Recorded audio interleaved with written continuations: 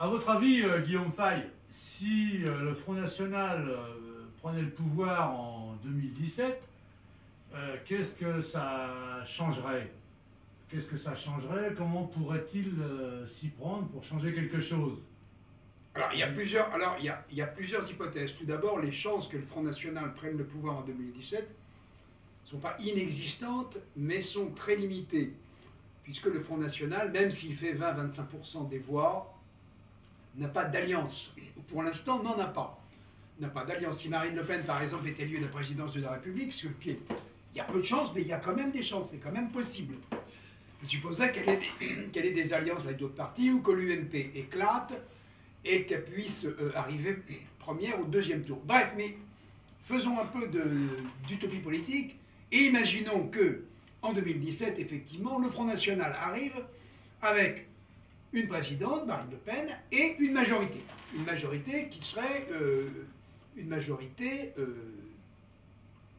composée évidemment de députés du Front National, de députés du Rassemblement Bleu Marine et de députés aussi d'autres partis qui auraient éclaté et qui les auraient rejoints. Donc une majorité. Là, il y a trois hypothèses. La première hypothèse, c'est l'échec total. L'échec total, c'est que le Front National applique son programme économique actuel, qui est en fait le programme, non pas, comme il le dit, ultralibéral de l'UMPS, mais en fait le programme socialiste, tout simplement, de l'UMPS, sachant que M. Valls, comme ses prédécesseurs, ont fait une politique fiscaliste, ont fait une politique socialiste, n'ont pas du tout fait une politique de relance, ont fait une politique archéo-socialiste qui ne marche pas. Si le Front National applique son programme économique actuel, qui est globalement le même que le programme de Montebourg, la situation s'aggravera encore.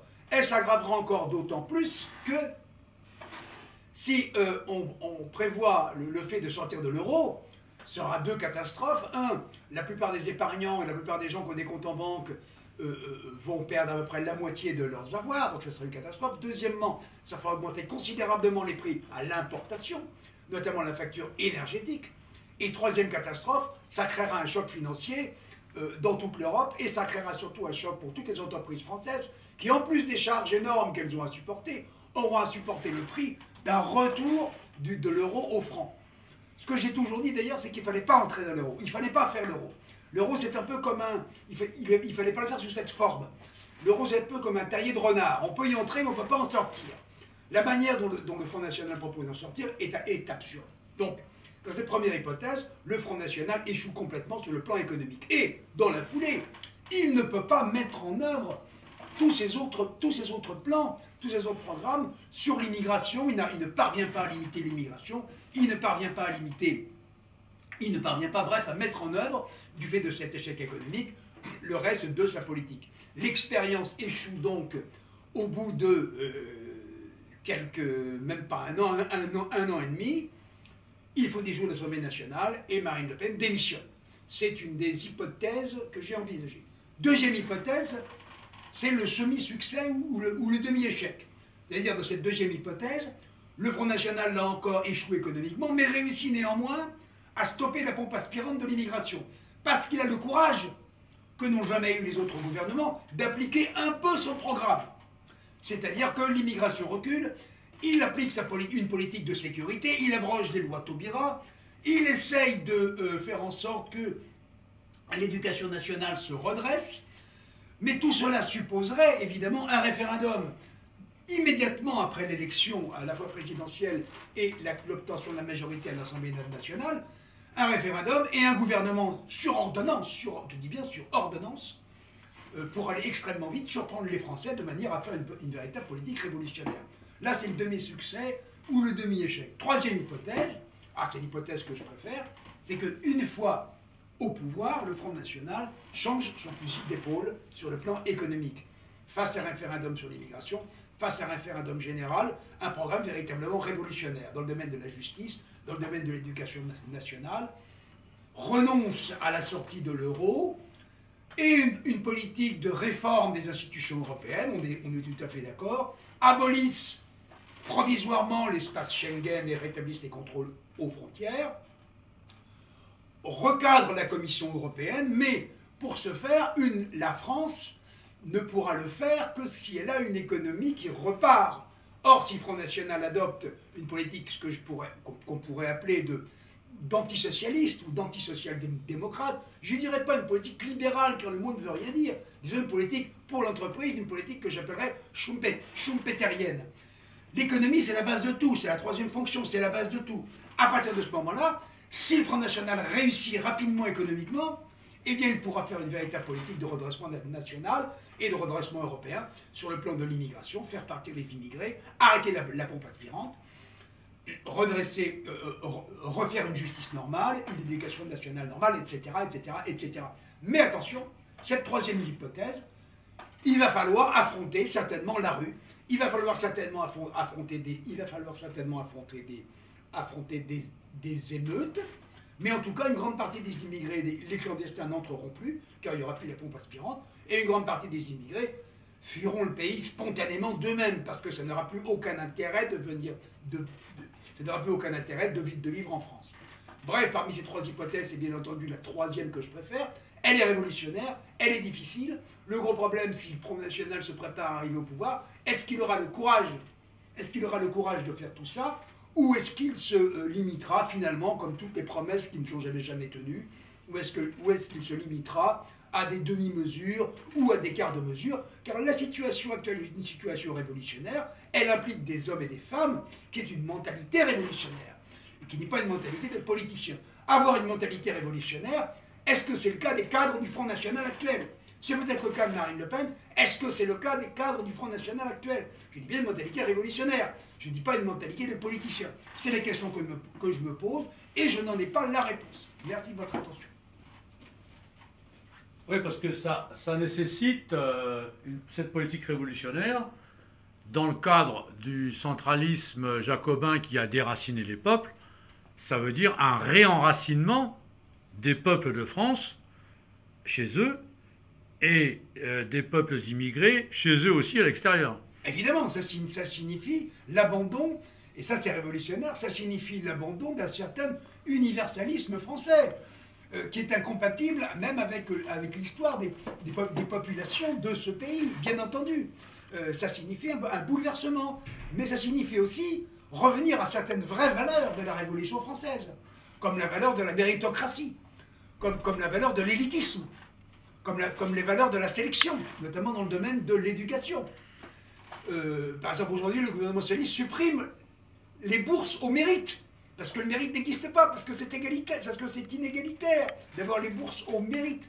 Bon, ça suppose donc de renouer avec certaines vraies valeurs de la Révolution française, par exemple la France de Jules Ferry, mais ça suppose de rompre avec d'autres valeurs de la Révolution française, qui sont par exemple la France, tout homme de patrie, la sienne et la France. Ça suppose de revenir à des valeurs d'enracinement, bien entendu, qui ne sont pas aujourd'hui celles de la République française telle que nous la connaissons. C'est absolument certain. Donc ça suppose de revenir dans un premier temps, un régionalisme intelligent, pas le régionalisme actuel, qui est un régionalisme qui coûte trop cher, puisqu'on a à la fois un millefeuille administratif. L'État crée des régions mais ne délègue pas ses pouvoirs. C'est-à-dire qu'on paye 2 fois les impôts pour les mêmes administrations. C'est complètement absurde. Actuellement, malheureusement, les régions françaises ne sont pas des véritables régions. Ce sont des baronnies qui coûtent extrêmement cher et qui ne déchargent pas du tout l'État des coûts qu'il doit supporter.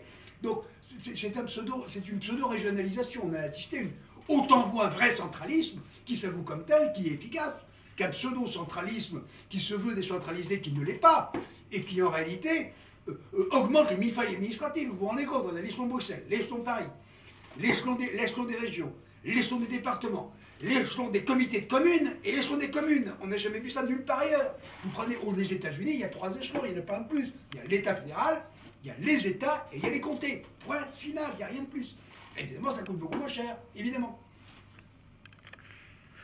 Est-ce que le général de Gaulle, en 1958, en faisant la 5e République, n'aurait pas pu faire une République fédérale française, ce qui aurait maintenu l'Algérie comme État-région dans la Fédération française avec un gouverneur comme au Texas ou en Californie? Alors ça, on ne peut pas le savoir parce que de Gaulle s'est jamais exprimé sur la question, sauf il y a le témoignage d'Alain Perfit dans le livre C'était de Gaulle, qui dit une chose importante, qui dit que si De Gaulle a donné son indépendance à l'Algérie, c'était finalement pour des raisons ethniques, pour des raisons ethnicistes. Il disait on ne pourra jamais assimiler de peuples différents. Ce qui semble absolument aberrant, que par exemple que des gens comme Chirac ou que les gens de l'UMP actuel se disent gaullistes. Parce que la mentalité profonde de gaullisme sur l'Algérie et sur la colonisation, c'était une région ethnique. Il disait on ne pourra jamais cohabiter nulle part avec des musulmans arabes. C'est absolument impossible, car nous sommes français, une civilisation, disait De Gaulle, je le cite dans le livre de Perfit, de race blanche, de culture chrétienne, de religion chrétienne et de culture gréco-latine. C'est ce que disait De Gaulle. Maintenant, sur le plan de l'organisation interne de la France, De Gaulle est tombé en 69 sur le référendum sur le Sénat et sur les régions. De Gaulle voulait un vrai régionalisme. De Gaulle, contrairement à ce qu'on dit, n'était pas maurassien, n'était pas centraliste, n'était pas jacobin. Il était pour un État fort mais maigre, ce qui n'est pas du tout incompatible. L'État américain était l'État fédéral, l'État russe est l'État fédéral. Est-ce que c'est des États faibles? Non, ce n'est pas des États faibles. L'État français est un État pachydermique, mais il est faible. C'est un État pachydermique, centraliste, qui essaie de se décentraliser, mais qui est faible.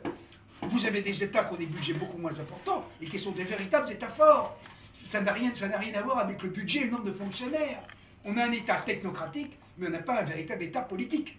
Surtout avec un président comme Hollande qui est la risée du monde entier, parce que principe de Péter, c'est un homme qui est arrivé à la tête par défaut et qui n'a pas du tout les qualités pour arriver à la tête d'un État, surtout comme la France. Donc pour résumer votre question, De Gaulle a donné son indépendance en Algérie, n'a pas voulu, a voulu que la France décolonise, mais il voulait quand même garder une influence, évidemment, sur les anciennes colonies, etc. Parce qu'il était conscient qu'il fallait une France homogène ethniquement, il l'a dit. Il l'a dit, on peut avoir quelques Noirs, on peut avoir quelques représentants d'Asie ou d'Afrique du Nord ou du Moyen-Orient en France, mais des toutes petites minorités. Et il l'a dit un jour. Il a employé de comme Perfit cette expression, mettez de l'huile et du vinaigre dans une bouteille, secouez la bouteille, vous allez voir au bout d'un moment, ils ne vont pas se métisser, ça ne va pas se mélanger, vous allez avoir l'huile et le vinaigre qui vont de nouveau se séparer. Donc De Gaulle ne voulait surtout pas une France telle qu'elle est devenue aujourd'hui, c'est-à-dire une France de métissage et de ghetto, de ghettoisation, de communautarisme, qui voit l'éclatement de la communauté nationale. Il avait plutôt la vision d'une France dans laquelle chaque région avait son identité, chaque région vivait non pas sur elle-même, mais en bonne cohabitation avec les autres. Pourquoi? Parce que les différents peuples de France, hein, sur les Bourguignons, les Bretons, les Artésiens, etc., les Alsaciens, etc., sont des gens très proches. C'est des civilisations extrêmement proches, un peu comme les tribus gauloises. C'est tous des gens de racines globalement celtiques qui sont extrêmement proches les uns des autres. Donc c'était ça, à mon avis. La vision de Gaulle, lui, il n'a pas pu la mettre véritablement en place, puisque dès qu'il est parti, les successeurs de Gaulle ont fait exactement l'inverse de ce qu'il avait dit, de ce qu'il avait voulu. Donc pour lui, une Algérie autonome dans une fédération française, c'était pas possible. Alors c'était pas, non, pour lui c'était pas possible. Mais moi c'est une chose dont j'ai discuté avec Jean-Marie Le Pen qui disait tout le temps, on aura la France algérienne parce qu'on n'a pas voulu l'Algérie française. Le Pen voulait dire par là que s'il y avait eu une fédération algérienne semi-autonome, les Français, les pieds noirs étant restés, ils auraient créé des emplois en Algérie et les Algériens n'auraient pas immigré en France. Ça a été la solution de Le Pen, de l'Algérie française. Deuxième solution qui a été avancée, Alain Perfit explique dans son livre, c'était une partition sur place, c'est-à-dire dans la région d'Oran, les Européens, et les musulmans ailleurs, et le Sahara à la France, pour des raisons énergétiques. C'est un désert. Bon, ça a été récusé. Donc De Gaulle, dans l'urgence, a donné son indépendance à l'Algérie, a cédé au FLN, a eu vis-à-vis des Harkis une politique scandaleuse, il faut bien le reconnaître. Il a mal géré l'affaire, en fait. De Gaulle a mal géré l'affaire algérienne. Mais son sentiment de fond, c'était que la France ne peut plus avoir de colonie directe. Et il voulait éviter l'immigration en France. Et il ne l'a pas évité. Effectivement, c'est là où il y a un échec de la politique algérienne de Gaulle et un échec de sa politique de décolonisation, c'est qu'il n'a pas pu empêcher l'arrivée des ressortissants des autres colonies en France. Enfin, c'est pas lui qui n'a pas pu l'empêcher quand il était encore là jusqu'en 69. Bon, ça s'était pas produit. Le grand coupable au début, c'est en 1974, c'est le groupement familial, c'est Jacques Chirac. Et c'est à l'époque le patronat qui voulait avoir des masses de salariés moins cher payés. Aujourd'hui, l'immigration, c'est différent. C'est plus une immigration de travail, c'est une immigration de peuplement qui arrive du monde entier, attirée par la gratuité des prestations sociales, par la possibilité extraordinaire de franchir les frontières, etc. Ça, on ne va pas en parler, c'est pas le sujet du débat. Dans mon blog, j'en parle suffisamment. Voilà. Donc, est-ce que vous pensez quand même que la France pourrait encore redevenir un exemple, un modèle pour l'Europe à venir? C'est-à-dire la France, non pas celle du système à tuer les peuples, mais le système de la renaissance des peuples de France comme au XIXe siècle. C'est possible, mais il faut faire très vite. On a le temps, mais pour peu de temps encore. Il faut faire très vite et il faudrait surtout un choc. Là, on n'échappera pas à un choc. Parce que vu le nombre de populations objectivement non européennes qui sont en France, est-ce que la France a eu dans son histoire, jusqu'au XXe siècle, il n'y a pas eu d'immigration, il n'y a pas eu de grosses immigrations. Les dernières vagues d'immigration, c'est les immigrations germaniques, qui n'étaient pas très nombreuses. Il y a eu les immigrations en provenance d'Afrique du Nord, arabo-berbères à la fin du Moyen-Âge, qui n'étaient pas nombreuses et qui ont été refoulées en grande partie. Et la deuxième grande vague d'immigration, ça a été les immigrations en provenance d'Europe au moment de la révolution industrielle. En provenance d'Europe du Sud, en provenance d'Europe de l'Est, notamment la Pologne. Mais ça n'a pas eu de grosse incidence, parce que c'était des immigrations de populations proches, qui avaient la même culture et la même religion, c'est-à-dire le christianisme, en l'occurrence le catholicisme. Et la grande rupture, c'est à partir des années 70, où là on a une double invasion du tiers-monde, sous la bannière de l'islam, qui est une religion qui a toujours combattu les peuples européens et tous les autres peuples d'ailleurs. Alors là, on a un choc, et là, à partir des années 70, et là, si on ne fait rien, le différentiel démographique fait qu'il va y avoir ce que moi j'appelle la colonisation, ce qu'on peut aussi appeler le changement de population. Et là, il n'y a plus de France, c'est-à-dire qu'un pays, c'est pas un territoire. Un pays, c'est le sang. Un pays, c'est des hommes et une culture. À partir du moment où, sur le même territoire, c'est plus le même peuple, eh ben, c'est plus le même pays. C'est plus la même nation. Donc là, il faut aller très vite. Et c'est la raison pour laquelle on a jusque dans les années 2020-2030, pas plus. Et on n'y échappera pas à un processus révolutionnaire, à mon avis, qui se passera d'abord en France, évidemment, parce que la France est le pays le plus touché, dans lequel une partie de cette population devra automatiquement partir. Dans mon blog, j'ai fait plusieurs hypothèses là-dessus. Hypothèse même d'une guerre civile en France. Donc, de toute façon, négativement ou positivement, si la France s'en sort et si elle offre un modèle d'enracinement régional au reste de l'Europe, ou négativement, si la France offre l'exemple de ce qu'il ne faut pas faire, et ce qui empêchera les autres de succomber à ce qu'elle est devenue. Parce qu'il y a ça aussi. Si la France s'effondre, devient un État musulman ou semi-musulman avec des zones de tous les côtés qui vont être sous la charia avec une partition générale, comme ça s'est passé au Moyen-Âge avec la fin de l'Empire romain, il est bien évident que des pays comme la Pologne, des pays de l'Est qui sont dans l'Union européenne, l'Union européenne qui éclatera, vont avoir des barrières pour se préserver et pour pas suivre cet exemple catastrophique qu'aura donné la France. Mais moi, évidemment, ce que j'espère, c'est que la solution positive, c'est-à-dire la révolution, avec le moins de dégâts possible, il faut espérer qu'il y ait le moins de dégâts possible, il y en aura forcément, puisse se passer afin que la France puisse rester dans l'histoire. De Gaulle disait, la France vient du fond des âges, elle vit. Au début des mémoires d'espoir. Bon. Mais elle vient du fond des âges, elle vit, mais elle peut s'arrêter de vivre aussi. Elle vient du fond des âges, c'est vrai. La France est un des plus vieux États, de l'Union européenne, voire même du monde, après l'État japonais encore et l'État chinois. Parce que la France date quand même, c'est assez loin, théoriquement, du couronnement de Clovis au VIe siècle, donc juste après la fin de l'Empire romain. Donc voilà. Donc au début du VIe siècle. Oui. Donc voilà. Oui, mais ça peut se faire dans une révolution pacifique, un peu comme la chute de l'Europe de l'Allemagne de l'Est ou de l'URSS. Ça peut être une révolution pacifique, mais en tout cas, ça peut être une révolution dans laquelle il faudra bien, d'une manière ou d'une autre, et ça j'y tiens, et ça c'est absolument indispensable, qu'une grande partie des populations présentes en France qui ne se sentent absolument pas françaises et qui souvent veulent détruire la France, on ne peut pas le reprocher, chacun mène son combat, partent de France, fassent une immigration au rebours. Ça me semble absolument quelque chose d'indispensable. J'ajouterais pour conclure que l'histoire est ouverte, qu'on ne peut absolument rien prévoir à l'avance, et que ceux qui disent c'est inéluctable se trompent toujours. Ce qui est impensable peut devenir pensable. Ce qui est impensable peut se réaliser. Donc je pense qu'on ne peut jamais prévoir ce que vont être les circonstances. Personne n'avait prévu, par exemple, que l'ensemble des pieds noirs d'Algérie seraient expulsés et partiraient. Pourtant, c'est ce qui s'est passé. Oui. L'histoire est un match de foot. Voilà. Ou un jeu d'échecs aussi.